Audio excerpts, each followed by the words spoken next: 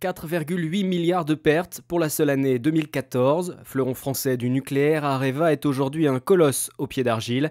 Détenu à 87% par l'État et employant 30 000 personnes dans l'Hexagone, le groupe est aussi présent au niveau industriel dans une quarantaine de pays et dans près d'une centaine au niveau commercial. L'annonce de ces mauvais résultats a donc véritablement sonné les syndicats qui s'attendent à une réduction d'au moins 15% des effectifs, et notamment sur le site de Montigny, le bretonneux installé depuis 1981. La direction est assez vague. Il va y avoir effectivement, avec les instances représentatives du personnel, un certain nombre de rencontres tracées. Un accord de méthode est prévu pour fin mars, début avril. On entend bien le gouvernement qui aussi peut-être pour cause d'élection, dit qu'il n'y aura pas un impact social. On fera appel plutôt à du volontariat. Mais le volontariat, vous savez, c'est assez large.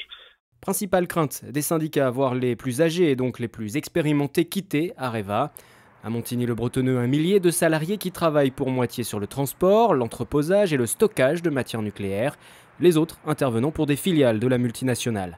Pour sortir de la crise, François Hollande a souhaité voir s'opérer un rapprochement avec EDF. Le ministre de l'économie, Emmanuel Macron, évoque refonte du partenariat et même rapprochement capitalistique.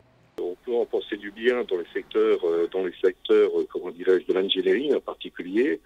Dans ce secteur-là, travailler sur des nouveaux modèles ensemble, comme on l'a fait déjà par le passé. Le tout est effectivement de voir si c'est contraint à se efforcer ou si c'est en bonne alliance. En 2013, Areva avait déjà annoncé une perte de 500 millions d'euros.